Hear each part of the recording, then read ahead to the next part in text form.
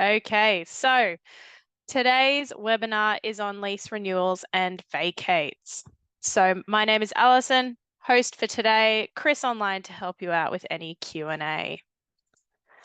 And in the session today, we're going to look at the basics of working through the lease renewal and vacate workflow, including how to access and understand the lease renewal workflow, how to use the workflow to communicate with your tenants and owners to gather their intentions, how to finalize a lease, and then if they're not going ahead, how to vacate the tenant through the vacate workflow. Now, as we get started, I am going to throw a quick poll out there just to hear from you guys, just to ask how long you've been using Console, so what level of experience do we have, and how you heard about today's webinar. We do like to make sure you guys get the best of our webinars, so we do want to make sure that we give you access to them as much as possible. I can see we've got a few originals on here. Welcome back. And most of you got access from an email. Thank you. We'll make sure those keep sending out.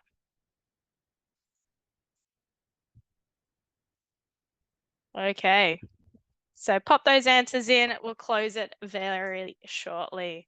And for those of you that are just joining us, just keep in mind, any questions, throw them into the chat box. And we have the lovely Chris there answering for us. Okay, I'm going to pause on that. So fairly decent mix of experience. So welcome everyone. Thank you for joining us.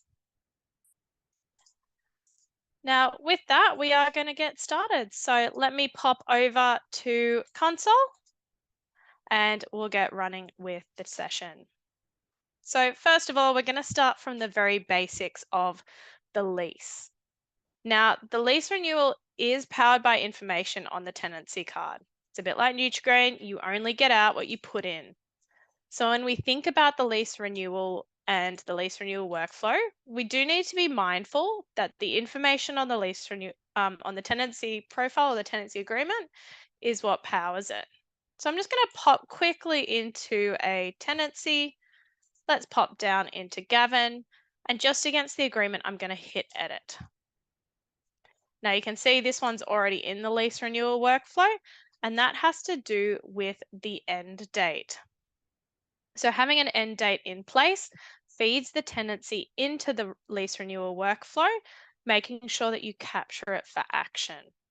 Now, if you have a fixed lease type that doesn't have a lease end, it generally won't feed into that lease renewal workflow correctly. 120 days from lease end date, they'll be there if they have a lease end. Now, if you have periodic leases, pop it into the periodic. They'll still appear in the lease renewal workflow as a separate list. We actually do say that a lease end can help with that just to keep track of your rent reviews, but really important you just make sure you have that lease end date, lease type, and if it's periodic, mark it as such. Very simple, not too complex. Now your lease renewals themselves, they can be seen from the dashboard. You will see information about your lease renewals down here. I can see how many are due. And they will be available in the actual renewal workflow. So I'm going to pop down to my residential list and across to my lease renewal list. Now up the top, I have my at a glance filters. I have those with tenant or owner updated, intent updated in the last 7 days. I have those expiring before 90 days. And then I can filter down to my fixed term or periodic. I can apply filters around lease dates.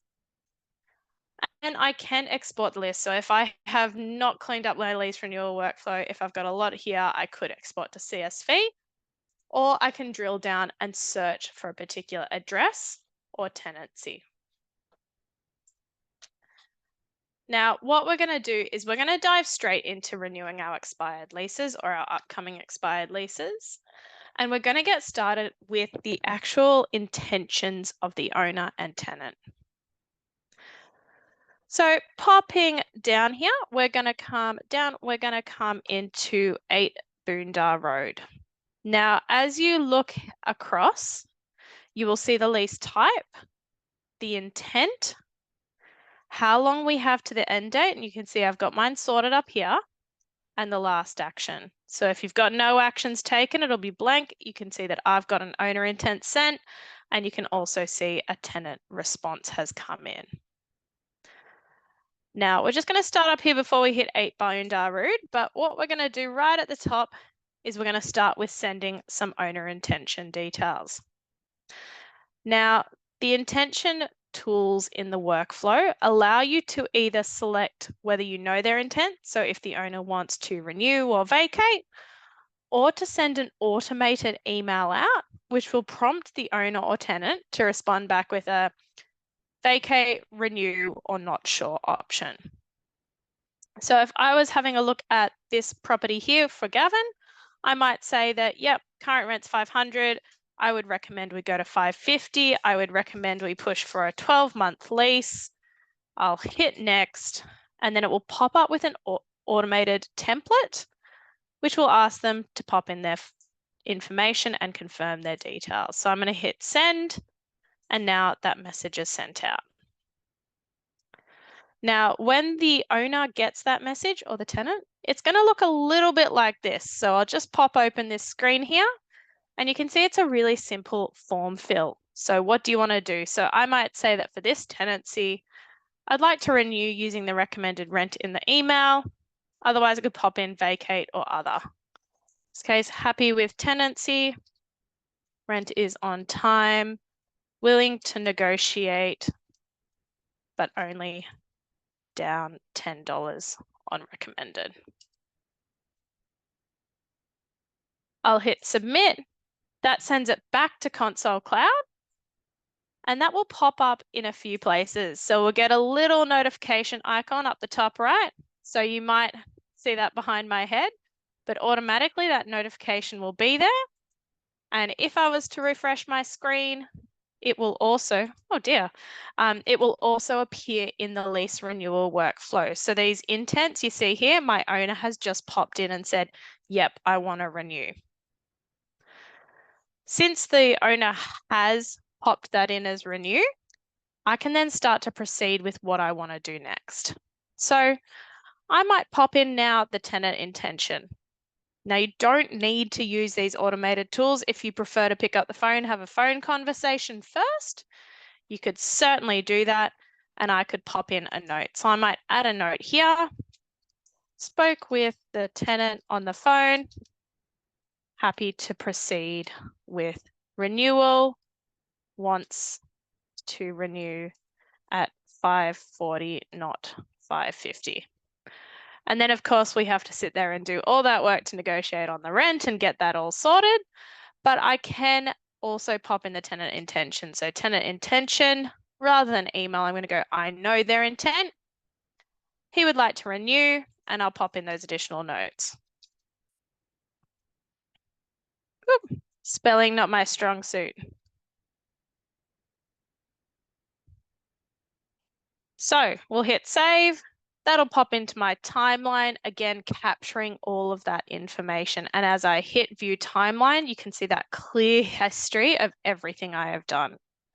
So every time you're working around a lease renewal, definitely recommend that you pop all that information into the timeline. Good to go. Stores in Console Cloud. You don't need to go and retrace your steps. Now, against the timeline, there are certain hyperlinks. So if you want to have a look back at perhaps the email, you could hit view email. If you wanted to update tenant intention, I could hit add tenant intention. I know their intent and change their intention. So perhaps negotiations didn't go well. They don't want to re-sign at that rent. You could hit vacate. And it makes it nice and easy for you to keep on track.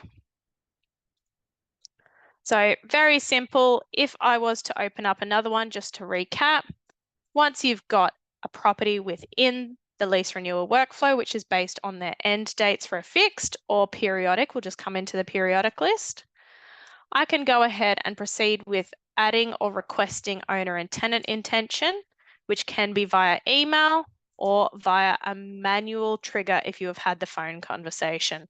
Remembering every time you do something to make sure you add those notes in. So back to my lovely 8 Boondar Road. Both of them have indicated they're ready to renew. We've had a few chats with them. I'm now going to propose some lease details. So I'm going to hit propose lease details, and what's going to pop up are my tenant rent reviews. So I can see that this tenant already had a few rent reviews in. I can see the past rent review. I can see the upcoming rent review, and I can also then pop in the lease details. Now in this case, fixed term, I'm going to renew for 12 months, start date and end date. So we'll say 16th of the 10th, 2025, and I can indicate if the rent has changed. So if the rent has changed, I can add that amount, select the frequency and the new rent start date, and update the tenant agreement. Now it also gives you a little hint here where the rent is paid up to. So you will be able to have a look at that new rent start date, and you will be able to modify as you need to. So it's very easy for you. It steps everything out. It surfaces information on the tenancy profile and allows you to pop in those recommendations as well as any information on if the rent has changed. I'm not going to pop in that rent change. I've already entered a rent change against the profile, so it's a good thing it's prompted me. Actually, you've already done this, but I am going to hit save. One thing we should note here is that if you are moving to periodic, so if you're going from fixed term to periodic, mark it as periodic so that it falls into the correct area in the lease renewal workflow. Otherwise, it will stay in your fixed term, especially if you don't update your end dates. So you can pop in periodic. Once you pop in periodic, the end date requirement drops off. I'm going to hit save, and then that's popped in. I do have the ability to update it as we go as well. Now I am just going to check in on the chat. Looks like we've got only one question in there. So if you have any other questions, just throw them straight in. Now, next steps would be to create your forms, get everything signed on the dotted line and send it off. And then if you get it signed and send it back, you've got all of that option in here too. Now, we are integrated with REI forms. So if your account is integrated, you can create a form straight ahead. You hit create form, you'll open up your template, you'll hit create, off you pop into the REI product, create that form, send it off. If you're not, you still have the ability to send the lease out through this platform for signing. And the benefit to that is that you will have that record in your software ready for you. So if I hit send lease, I might go ahead and attach a lease. So I'll pop in my residential lease agreement. I'll have done all the work beforehand. I'll hit next. And it will open up, again, one of those pre-configured templates for me. We'll hit send, off it pops, it's in my timeline. I get that back, it's all signed, it's all agreed to, I can then send the signed lease. So I'll hit send signed lease, I'll attach it, off we pop. Once it's loaded up, I can then send it to the owners and tenants. Hit next, might select my owners first, pop it through, hit send, off it goes. And you can repeat the process if you would like to send it to the tenant.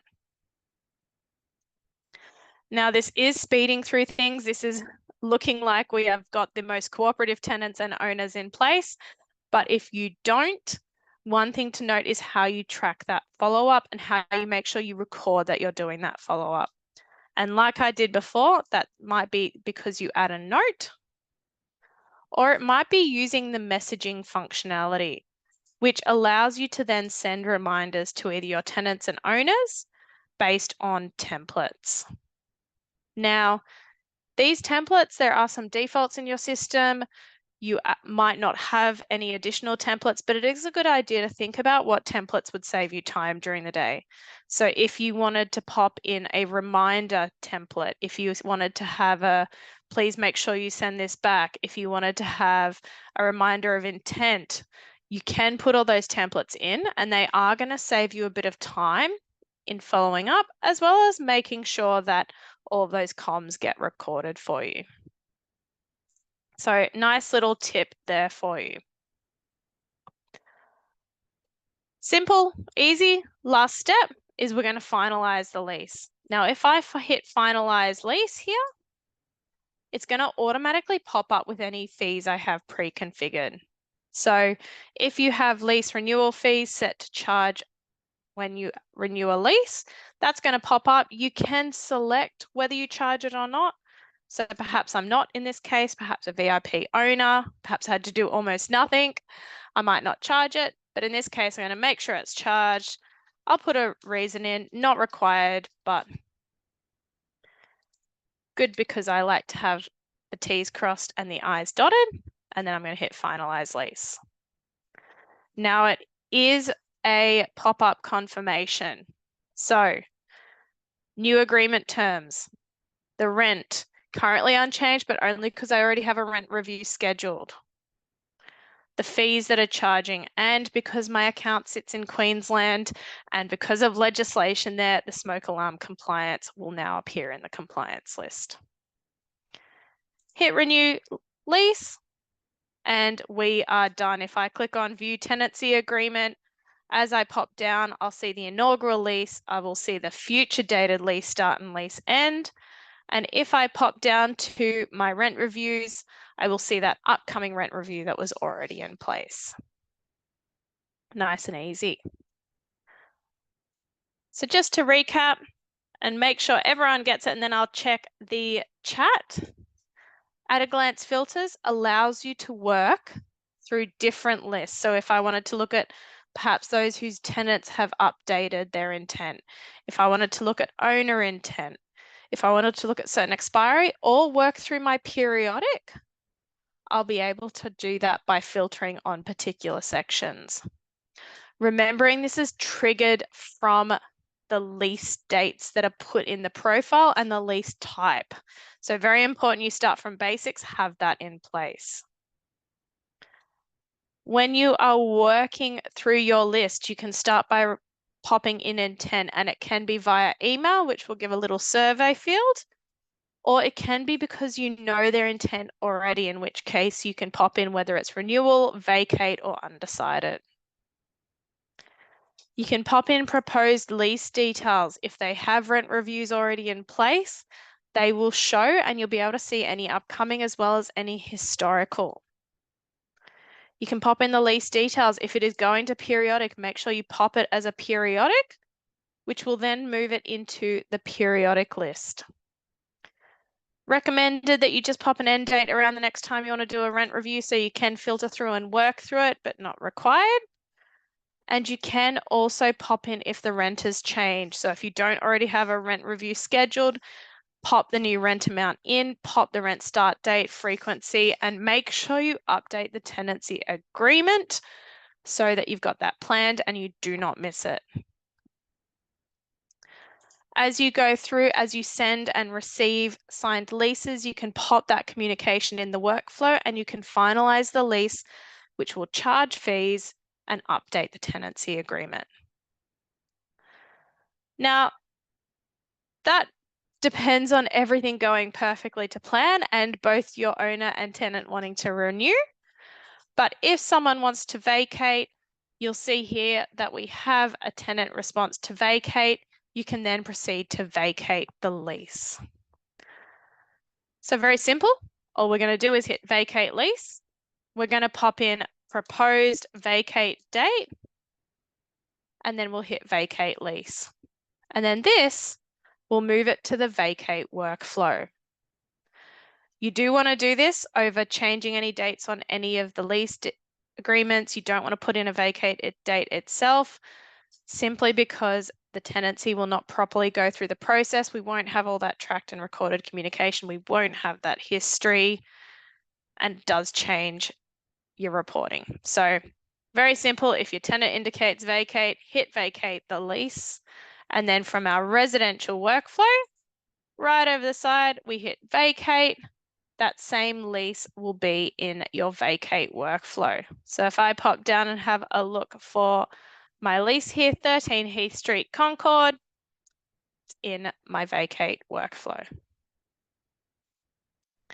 Now, just checking on the chat again, looks like we have a fair few questions here. Now, we did have a great question from Nicole on changing from fixed to periodic. You don't have to use the intentions like I saw. If you were going to propose or update lease details, you can change it from a fixed to a periodic at that point. You don't really need to do anything else. It will move it into the periodic, and you can just add all of those notes again that they don't want to vacate or renew. They're happy to move it to periodic. Keeping that tracking, keeping it in the workflow. Okay, so we're going to look at the next part of the process. We're going to look at vacating leases. Now, vacating leases, again, we've got a great workflow in place. This workflow helps you to keep on top of everything you need to do around the vacate. And it does allow you to update and manage funds. It allows you to update vacate dates and keep on track. So let's pop down and we're going to have a little look at 13 Heath Street, Concord. So if I pop down, I can see things like rent to vacate. I can also see things like our days to vacate. And if I pop down, I have a whole lot of actions I can take place, as well as a summary of the bond received, the tenant deposit, any overpaid rent. Now, 13 Heath Street is just right at the start. So the first thing I'm going to do is I'm going to schedule an exit. So I'm going to hit schedule inspection. I'm going to assign it to, let's give William something to do. I'm going to pop in the date. So I'm going to say 1st to the 10th, start time, end time, exit inspection. And hit schedule. That pops it straight into the inspection workflow. So you can pick it up, you can take it away, and then you can complete it. You also have other options here. You can put in place a tenant summary. You can change a vacate date. You can finalize or you can cancel. So if the vacate's not going ahead, you can cancel your vacate. And I'm going to keep going and work through one that is already here. So we're going to pop into 3 Grove Road, exactly the same. It's got the inspection scheduled and I can keep working through it. Now, once the inspection is complete, I might want to pop in a tenant summary of what the tenant needs to do prior to vacate. So I've done the inspection. The inspection told me the place is all right, needs a little clean, and we do want them to tidy the garden. So I'm going to say clean house and organize a steam, tidy garden, and get out on time. Probably wouldn't want to put that in, but let's go for it. Now you can see here, as soon as I hit view summary, I can copy it. So if I wanted to message that out to them, copy the summary, click on message, send to tenants, and then if I have one that's already prefigured, I can do it, use it, or I can just pop in work to leave and the property address. Hi, let's pop in the tenant name. Please make sure you, and Control V, take care of the below. Again, if you guys aren't used to any of these messaging, clicking on these little fields will pop it into the email. If there's a problem with any of the fields, it will tell you before you send it. So it's not going to let you send it if it looks average. But it's simple, it's easy. Pop it in, type it in, hit send. It will go to the tenant. with that record of the work they need, and it will be on your timeline. Now, if we're saying, hey, look, really liked this tenant, would give them a rental reference in future, you can also pop that in. So rather than having to go back and dig through a whole lot of records, nice summarized rental reference, use ChatGPT to pop it in. I could say tenant was always prompt and on time with rent, would rent again.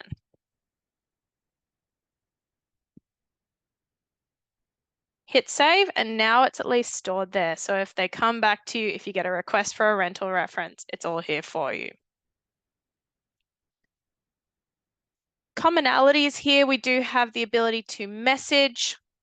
We can add a note, and we can change the vacate date. So let's say they come back and go, oh, hey, can we just have an extra day? New lease doesn't start, nowhere to sleep for a night. Sure thing. I could change the vacate date to the 26th. Hit submit, and then my overpaid rent will also update. So all of these rent to vacate fields, all of this overpaid rent is going to update depending on where the tenant is and what we do with that vacate date. The tenant calls up and goes, actually, we'd really love to renew. Can we try and renew? Can we cancel the vacate? They found out the rental market isn't that great. Absolutely, we pop cancel. You can then stop the vacate process. Hitting submit, it will remove it from the vacate workflow. Now, Chris has popped this into the chat box, but top tip, our lease renewal workflow updates overnight. So this will now be back in the lease renewal workflow tomorrow. So if we have to go back over that and do all of that work again, it's there for us. Otherwise, once it hits the lease renewal workflow, we can just update the new lease details.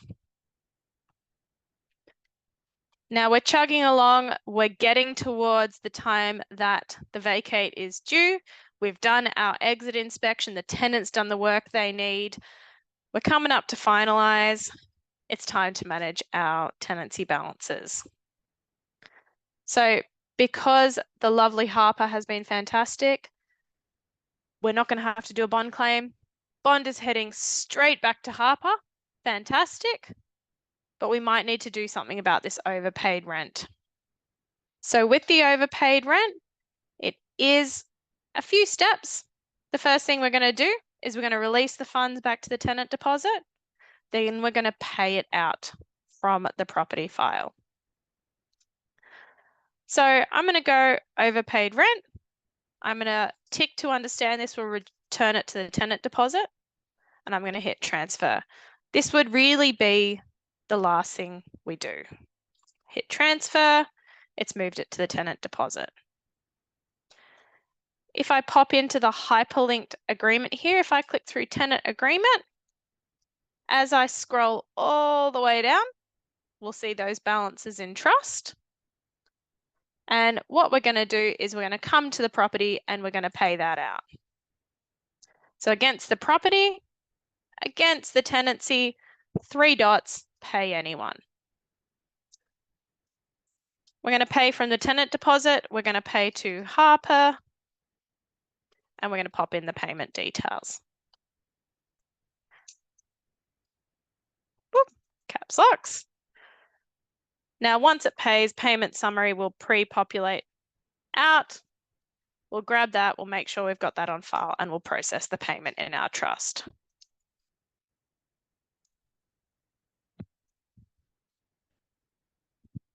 We'll pop in the amount. So we're going to clear the funds and we'll hit pay. Go ahead, have your lovely trust accountant do the rest of it for you. Maybe you do it yourself. And then we'll come back to our lease renewal workflow, or our vacate workflow, I should say, and we're going to finalize it. So we're going to come down, we're going to come into 3 Grove Road, we're going to finalize that. We're going to go, I'm happy to finalize it and make it inactive and finalize it. Now you should only finalize it when you are completely done with it. So it gives you a little checklist that you want to make sure you review. So in this case, overpaid rent has been transferred. There's no outstanding invoices and rent. The exit inspection's been completed. We don't have to worry about bond in this case, but if there was bond in your trust, has it been transferred out and are you finalized? Now, if you have anything outstanding, leave it here. Leave it here until the bond claim's done. That's fine. You're not going to worry about new tenancies coming in because you will be able to add new tenancy agreements to the property provided the lease dates don't overlap. So you'll leave it here until it's done. For this one, we'll hit finalize vacate. Off it goes. We've done with it. And you can see if you have a look at some of them here that I do have some that have been sitting here for a little while. In this case, whether it's rent, whether it's outstanding invoices like Flinders Street, they're sitting there ready for that bond claim to come through or for the payments to be reimbursed. Now, we will just have a quick chat about bond claims. This might not be relevant for everyone online, but bond claims can be done through here. We generally recommend that when you are doing a bond claim, you enter all your invoices or anything outstanding for the bond claim first. So if you do need things like cleaning done and it's coming out of bond or repairs beyond wear and tear, you want to do that via accounts, via your invoices, and create invoice. So this is for a tenancy to reimburse the owner for any work done. So pop in bond reimbursement, or you can put in the dissection for whatever they are doing. So in this case, it might be some maintenance reimbursement.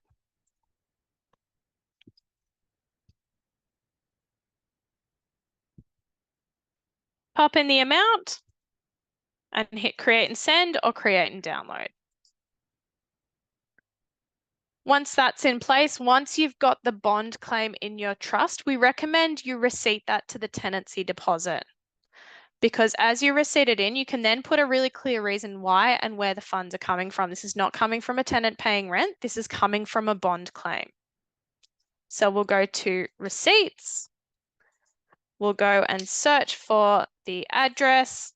And rather than putting it into rent, in this case, the vacate date's been reached, we're actually going to pop it into the deposit and we're going to pop in bond claim, just so in the ledgers we have a really clear record of what that might be for.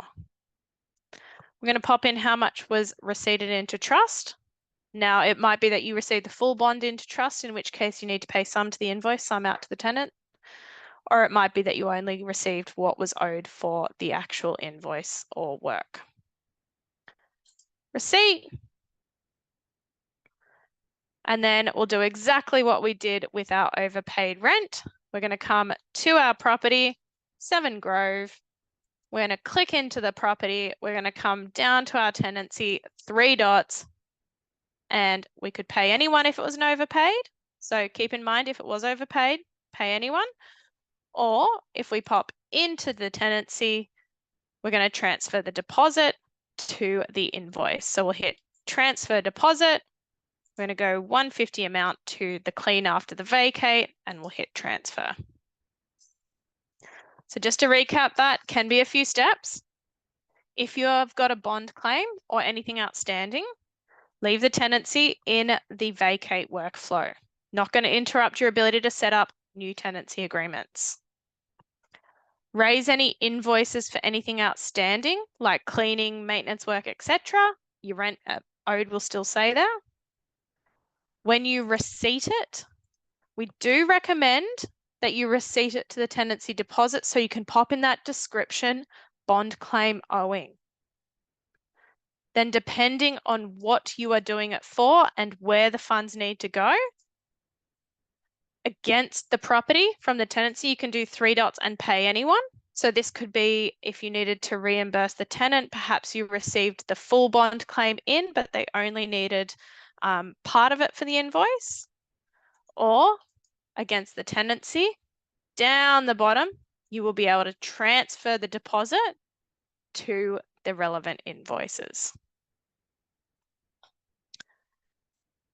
Okay, so let's recap a little bit of the vacate workflow.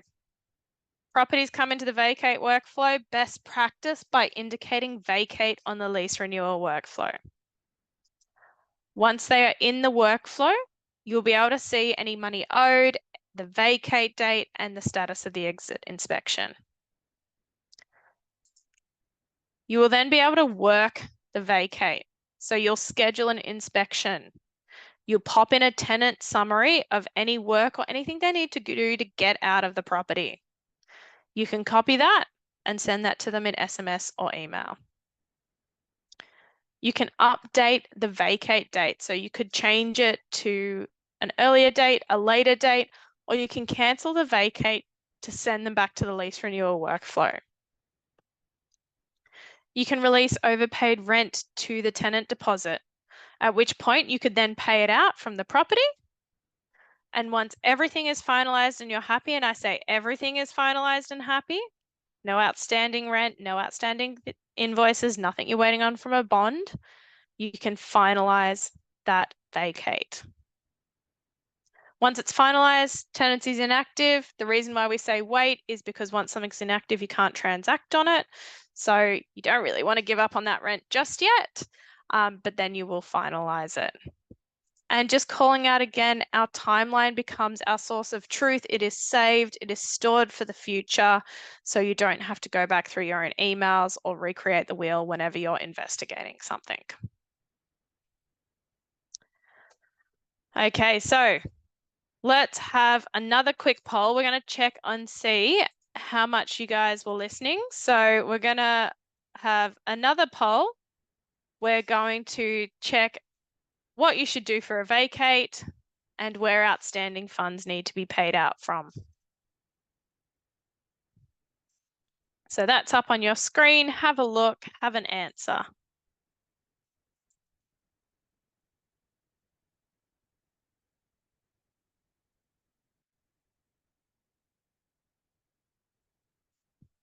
Okay, I can see we've got some people there. Maybe a few trick answers in there. Trick questions, perhaps.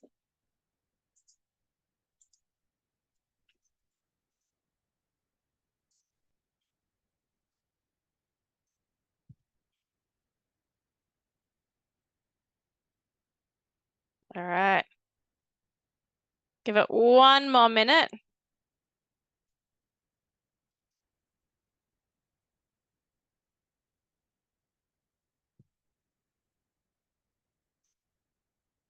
Alrighty.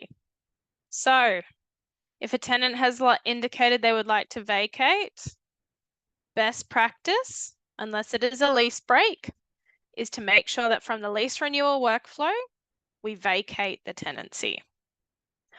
Keeping a clear record of the tenant intent, keeping a clear record of why they are vacating and moving them direct to the vacate workflow.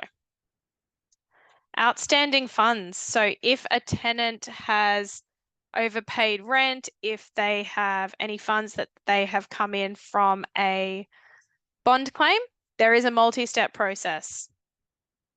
Those funds will usually sit in the tenant deposit or be receipted into the tenant deposit. They need to be paid out from the property agreement or from the property. Say not the property agreement is a kind of trick answer there, where you can do a pay anyone, release the funds to the tenant as required. Good work there, guys. So I'm going to do a quick recap. The lovely Chris is going to pop a quick feedback survey in as we round up today's webinar. Just a sense check on the training today, get any feedback. We do really appreciate it that it goes to the bosses. So just to go back through what we had a look at today, we had a look at how to access and understand the lease renewal workflow. We then use the workflow to manage intentions. We use it to propose, send, and finalize the lease and update that rent, remembering that everything can be automated. So if we have lease renewal fees, it also automatically popped up to renew it. We also looked at how to vacate a tenant. So once they have indicated they'd like to vacate, move it to the vacate workflow, start working it through there. Once you have got it in the Vacate workflow, you can schedule your inspections. You can provide a summary of outstanding work. You can then also manage overpaid rent or keep it there until you have received any outstanding rent, payment for invoices, or bond claims. Finalizing the Vacate clears it out. Cancellating the Vacate will move it the next day into the lease renewal workflow, so you can start that up again. So that is the end of today's webinar. Keep in mind, we run these very often. If you go to little question mark in Console Cloud, you'll be able to access our webinars, our academy, and keep on top of that. And keep in mind that we are just one in multiple products that you might be using, and we run webinars and training on all of them. So if you're interested in Console, Inspect Real Estate, or Agent Box training, you can access it the same way. Reach out to traininganz@repit.com. We're happy to help you regardless of how and which products you use and help you get the most out of your business with all of them, if you are one of those people that use all of them. So thank you very much for your time, guys. We do appreciate it if you fill out the survey. Lovely to have you online, and we hope to see you at the next one. Thanks very much and have a great afternoon.